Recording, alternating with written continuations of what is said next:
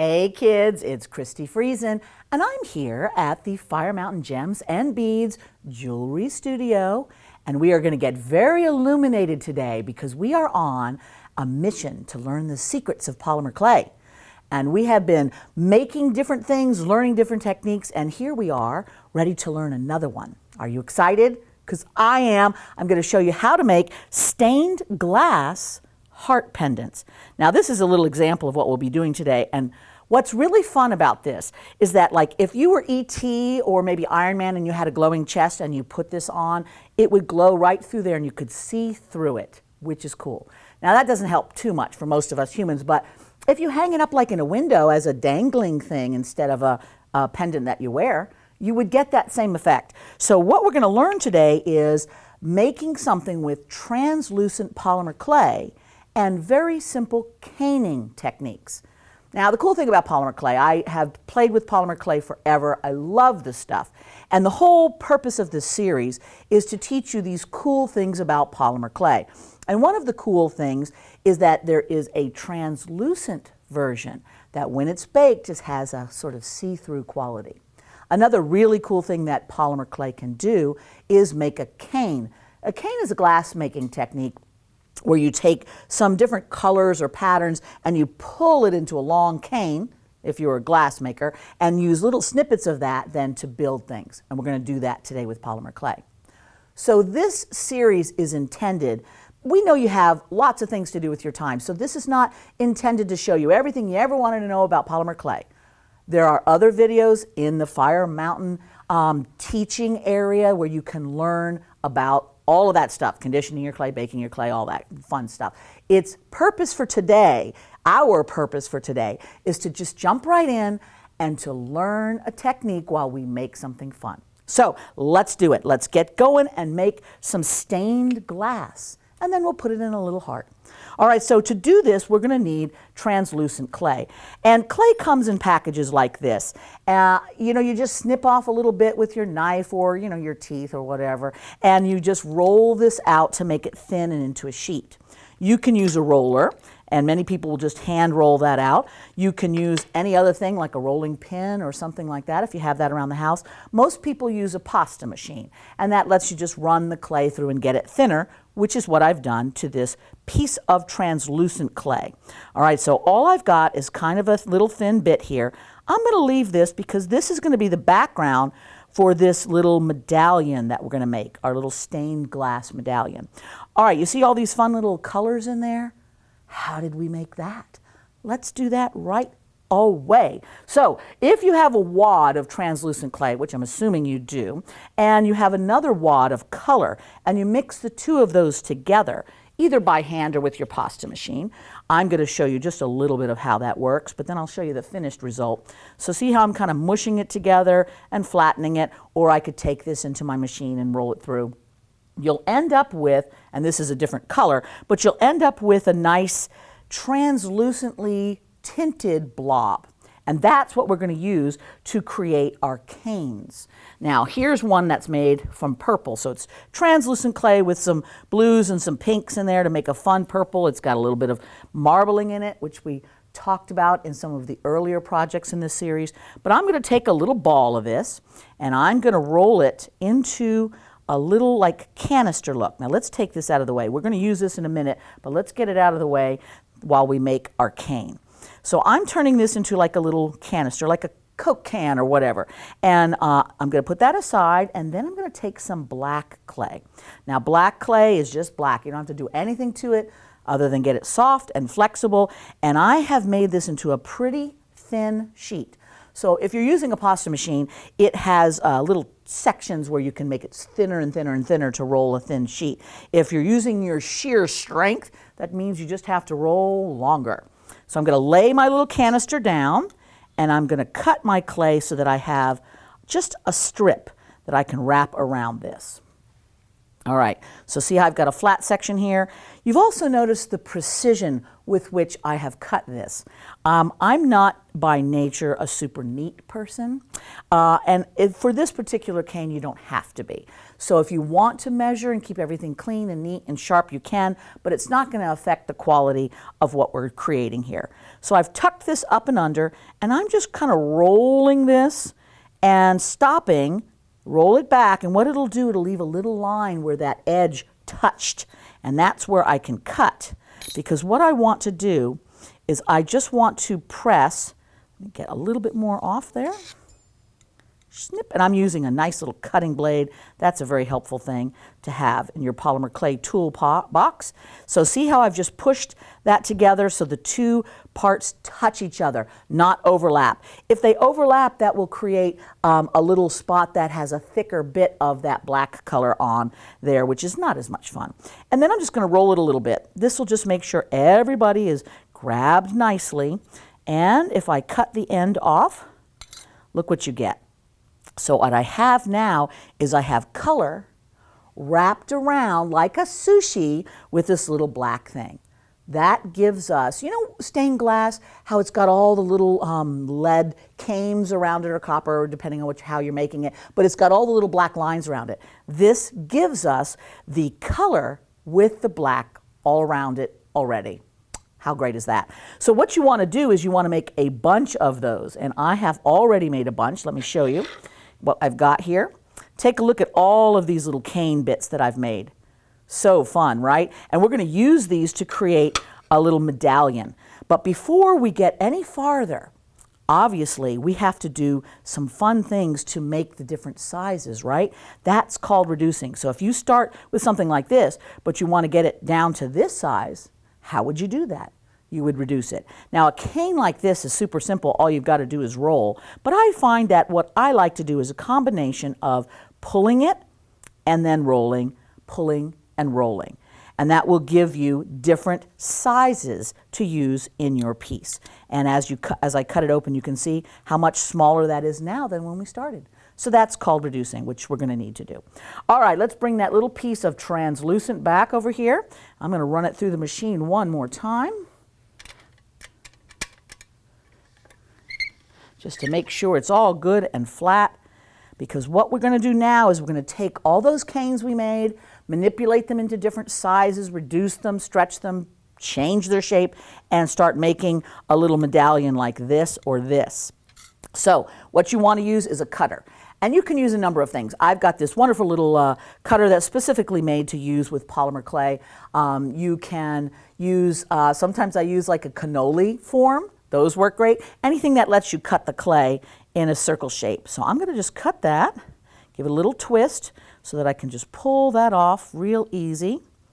And let me cut that edge there, still a little raggedy on the end there. Let's de-raggedy that. Okay. Clean that up a bit. There we go. All right. We're going to put some stuff around the edges later, so as long as it's mostly good, I think we're going to be fine. All right, we've got a nice little circle to work with. I like to start in the center and create things going off in all different directions. If you want to help yourself be straight and not just get it all random, although there's nothing wrong with random. You see this one? Look at all the randomness there. So that's really cool too. But we're going to do sort of like a mandala where you've got like a circle that's ever expanding outwards. You can take something, and I'm using the back end of my tool, and just make a little X in the middle, or a plus, like it looks like a Phillips head screw. That kind of gives you some guidelines as, you know, where the quadrants are to make it good. All right, so what I'm going to do is I'm going to take I made a couple of different colors. This one was an orange one. And I'm going to reduce this down in size so that I have just a nice little button to put in the middle. So see how I'm just kind of stretching and twisting. And then I'm going to cut it off again, just like we did. I have a little trick too when I cut, and you do want to use a cutting blade if at all possible. If you use just a knife or something like that, you're actually kind of mushing the clay for a cut instead of snapping it, and it's much better to do that. However, this is a razor blade, so try to keep it from all of the parts of your body that have blood in them and use it just on your clay. But I have a trick where I sort of roll it back and forth a little, and then slice down. And of course, I'm not the only one with this trick. Many people who do cane work also have that same trick, but it's a good way to cut a circle instead of a flat tire. All right, so see what we've got, and I'm just going to take that and I'm just going to smosh it right in the center. We've begun. Everything else is going to be so easy. I want to put some leaves on there first off. So we're going to jump right into something that's a little bit more challenging, and that's a leaf. And by challenging, I mean super simple and easy, and you can do it no problem. So what I'm doing is I'm reducing this a little bit till I get it, let me show you how big, about this big, all right? And I'm going to cut this in half. So I have 2 pieces, and on each piece, I'm going to manipulate this into a sort of a, kind of a half circle by pinching those sides and then pushing it down. So I'm kind of creating a little mound of this. And I'm going to do the same on this side. So I'm flattening it a bit first, pinching the sides, putting it down, and pushing on it to make kind of like 2 little hamburger buns. All right, let's get rid of our extra. And now I can take 1 half and put it next to the other half. And this is going to make an instant little leaf. How cool is that, right? Okay, so I'm pushing the 2 halves together, making sure they're grabbed. Always cut off that little snippet at the end, which gets all out of shape and garbage looking. And look at that. Look at that cute little leaf we have. How fun was that? Now, I know what you're thinking already. It's like, ooh, could I make it in different colors? What if one side was light green and one side was dark green? What if I put 2 or 3 of those together and made a fern? Yep, you can do all of that. But for right now, I'm just going to cut off one little slice so you can see what that looks like.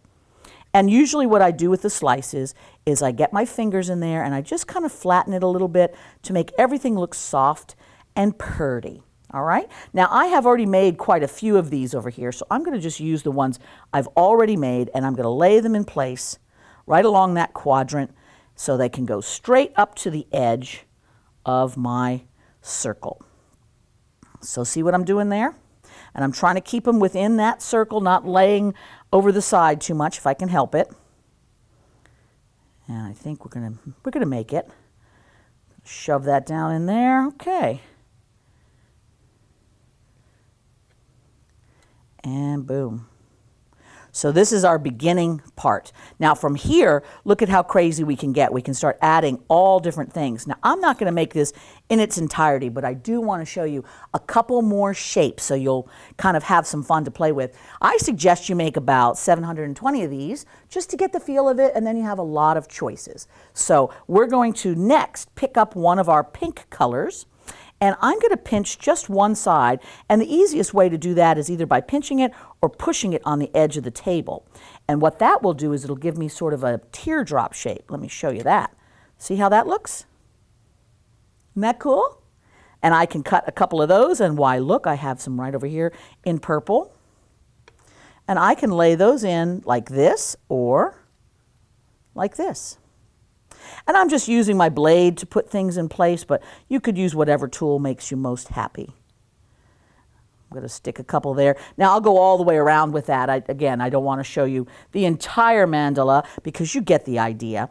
And then now I have some little teeny little yellow bits. What if I put some yellow bits here and there? It's really fun. What I love about this part of creating clay is that once you've done the work to make your canes, the rest is kind of like a free form. It's just you put this here and then you put that there and then you put this here and you put that there. You really can't go wrong with this. And especially if you've decided that you're going to do 3 or 4 or 5 of them, you know, then as you play, you'll learn new things, you'll experiment a bit, and you'll find the very best one, and that is the one we're going to use to make our heart. So there's 2 more tricks before this is ready to go. Now pretend that I had finished this completely, right? But I'm going to just jump ahead and show you the finishing trick so that we can get to this look right here. And that is by adding these little teeny black lines and then putting a border all around it.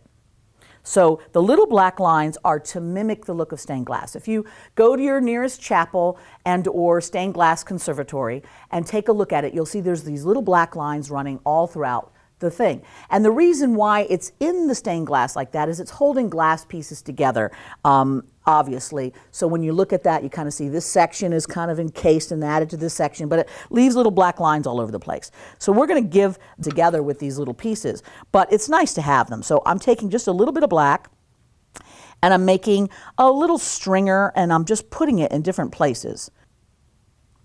All right, so I'm going to put that little stringer just right coming off the end and just snip it out of the way. And I'm going to take another little one here, pick it up with my tool, and stick it where it needs to be. You don't have a lot of room here because most likely you have covered this completely with little stained glass bits. But as you can tell from this one here, I've just added a couple little pieces. This one's a little bit more wide open, so you can see those little stringers a little bit better. All right, so now I've put a couple stringers in. Imagine that I've put them everywhere. And I'm going to put a border line all the way around with some more of this little, I call it a stringer, it's just a big long snake of polymer clay. And I'm just using the black clay, and you don't have to make this perfect. It doesn't have to be exactly consistent. As you can see, I've purposefully made this more organic so that it is getting thick and thin and things are swirling around. That's part of the look. So embrace that. What you want is not perfection, you want balance and harmony. So if this little part is thin here and then it gets thick over here to balance it out, and then you add a couple little dots, whatever it is, let your eye look at your piece and fill in any gaps that seem like they need something. And you'll get better at that as you go along and learning what things need to be added where. That's all practice. So you see what I'm doing now is I'm taking this little snake of clay and I'm just shoving it all along the edges of my piece. Polymer clay is sticky and it likes to grab to itself. It needs a little pressure. You got to push it a bit so it grabs, but that's all it usually takes just to make things stick together. You don't usually need anything more than that. Now, as you can tell, we have nothing going on over here, so it looks a little awkward at the moment. But if I had completed that all the way, then it probably would have looked very good and balanced. But I'm just going to give this a little bit more over here so that we have a nice border all around. All right, so now we've got a mandala or a stained glass center, and it will look like one of these pieces. We have to bake it.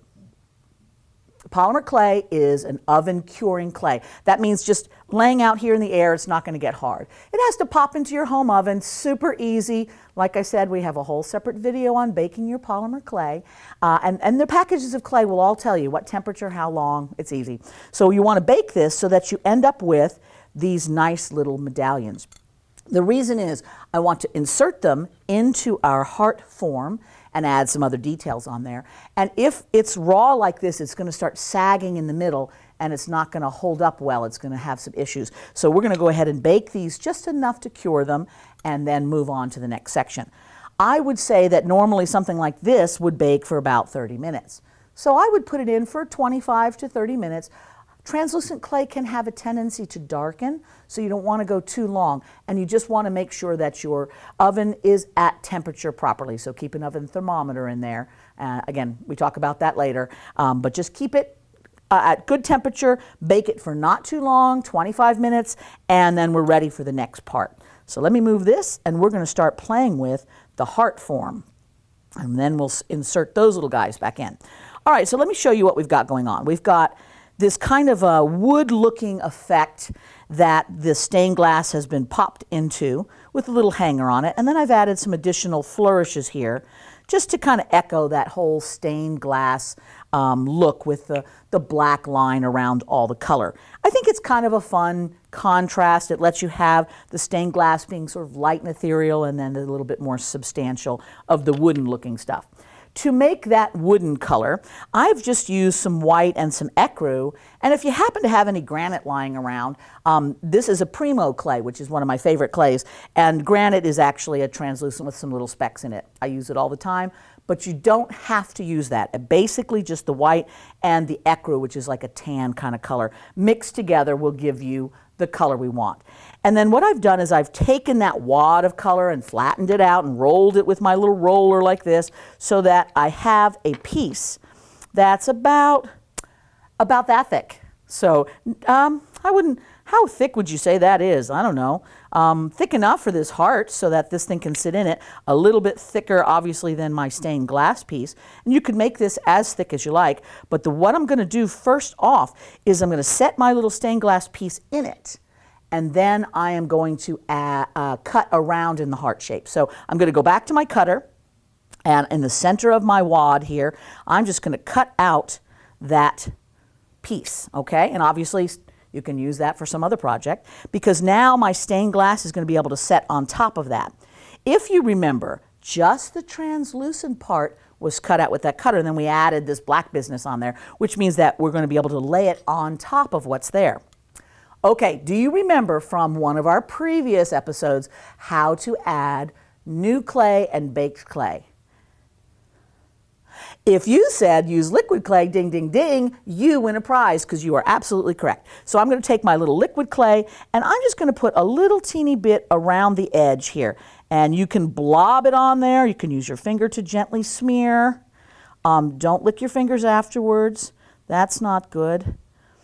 But I'm going to just put a little drizzle around there. And what that does is it gives like a clay-to-clay glue so that the two pieces can grab together, and then when it goes to bake, it just makes one piece. Now I'm going to lay that guy on there, and I'm going to give it a little twist, all right? Now you can sing a song at the same time if you like that, a little exercise there, or you can just quietly twist it back and forth. And the reason is that first twist, it'll be slip, slip, and then it'll be when it gets to that part, then you know it's grabbed. It's sort of made a little paste of itself, and the two pieces are as one. All right, so now we've got to get in here and cut this out into a heart shape. All right. This is a freeform thing. If you're not comfortable with freeform, it's okay. I still love you just as much. You can go ahead and draw something out and kind of place it on and make sure you like the shape before you just start cutting everything all crazy. If you mess up, all you do is pop that piece off, throw your clay back into the pasta machine, make it into a flat pancake again, and start over. Super simple, don't get stressed. But what I'm going to do is I'm going to cut right here and get rid of that. It sickens me. And now I'm going to cut over here and get rid of this. Doesn't sickens me as much, but still, I mean. And now I'm going to cut it like this. So see, I've got like a baseball diamond thing going on here. This is the beginnings of our heart. I know, right? It's that simple. Now let me get another blade where I can manipulate in this area a little bit more and cut out that classic heart divot in the middle. Okay, that looks like nice bunny ears. Let's get that a little bit better. All right, so now I have a basic, ridiculous heart shape. Let's make this look more interesting. I'm going to use my blade and I'm going to come along the side and just kind of shave things here to make it more cool looking, like it's carved. Because that's kind of the look I was going for, is almost like a bit of carving.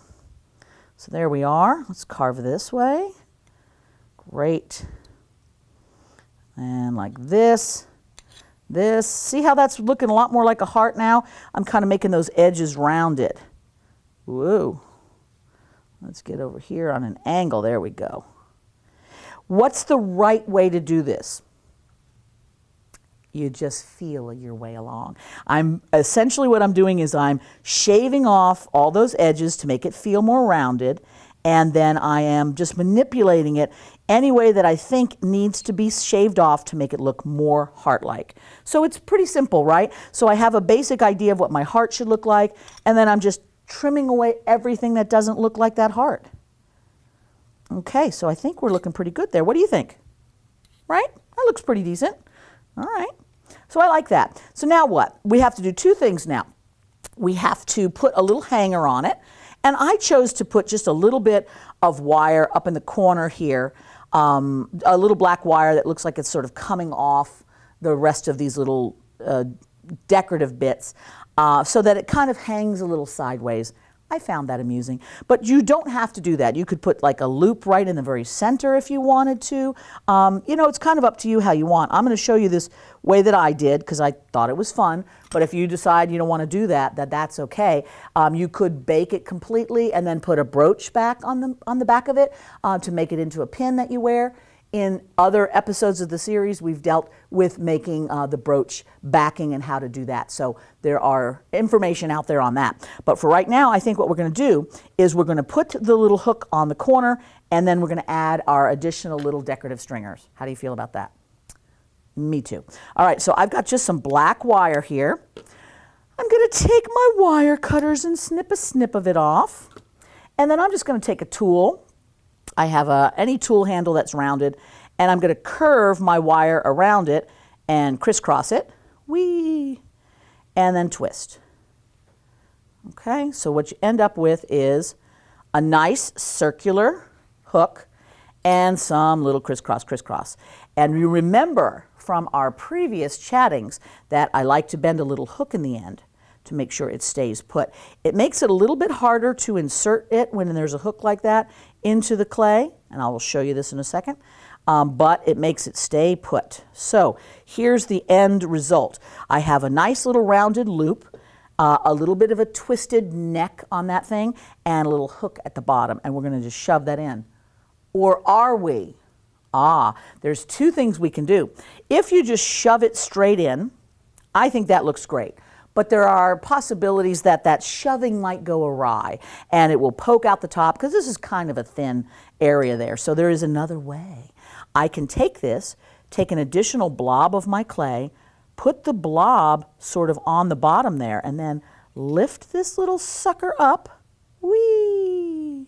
You can use those sound effects and then tuck it down in. Whee! And then just press it on there. And now we've got that little hook is in there.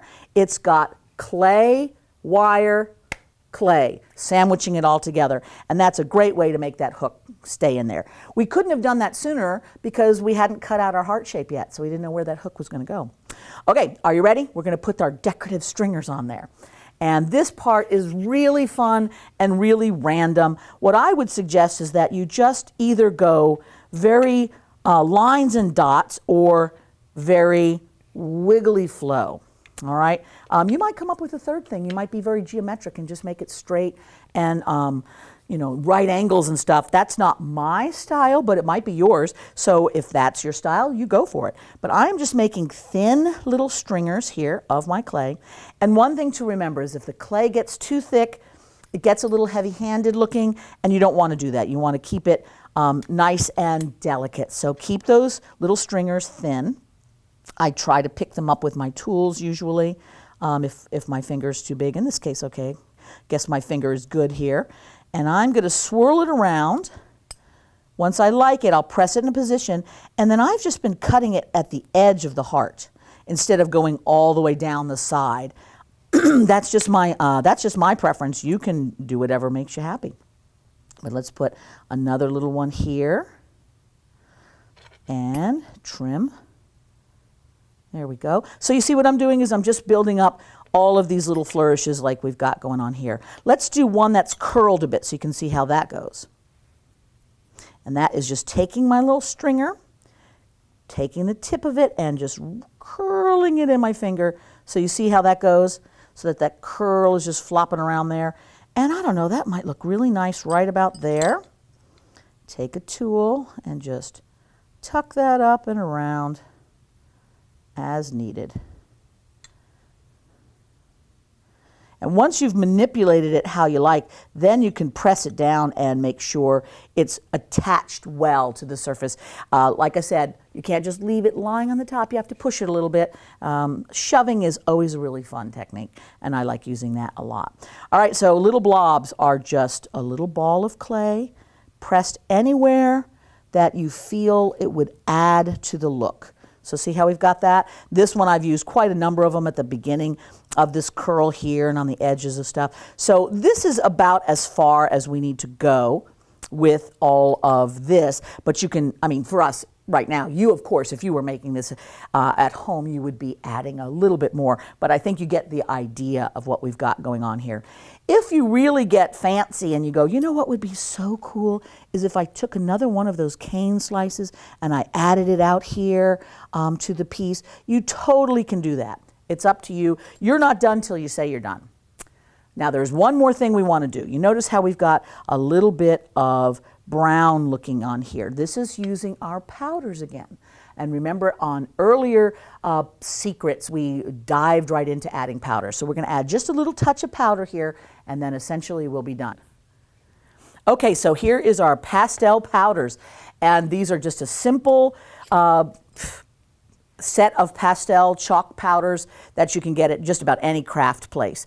And I'm going to go into my brown area, and as we did before, all I'm doing is sort of scraping the surface to give myself some powder. And then I'm going to take my brush and just pick up some of that powder and add it to the surface of my piece. So all I'm doing is doing some light little strokes and just giving a little bit of color here to kind of emphasize that wood quality. Now you remember that if you get a bit more powder anywhere than you like, we always have that ever-present tape that can just pull it right off. All right, so I've got a little bit there and I'm going like, maybe that's a little much in that area. Let's pull our tape and get some of that gone. And I like that, but let's get a little less. You see how easy that is to do? I sometimes will do that on purpose, put too much on, and then come back with my tape and take it off because it lets me have a subtlety of color in a way that I couldn't do just with putting it on with a brush. All right, so what do we got? We've got a wonderful little heart all ready to go, ready to bake, and then it'll be ready to wear. You don't have to do anything once this is done. Now, baking is simple. You can go to those videos and find out more about it, but you're just going to put it in your oven, bake it for its temperature and its time, and then it will come out being this wonderful piece. Baked polymer clay has a little bit of flexibility to it. So when it comes out, if it has a little bit of give, you've done it correctly. And then this is what you've got. You've got a wonderful pendant with a little secret surprise inside of this wonderful stained glass. And make sure when you wear this that you take a moment when your friends are all watching and admiring you to hold it up to the light and let them see how that stained glass effect is for realsies, and they'll be super impressed. Okay, did you have fun? If you did, why don't you just hit that like button here on this video, because you know what? We like it when you like it. And if you've got friends that also want to create stuff like this, share it with them. Because, I mean, the more stained glass there is out there, how much more fun is that, right? Polymer needs to be shared. And definitely hit that subscribe button because you do not want to miss out on any of the fun stuff that Fire Mountain has to show you. Okay, so that's been yet another Secrets of Polymer Clay. Feel free to share the secret. And happy creating until next time.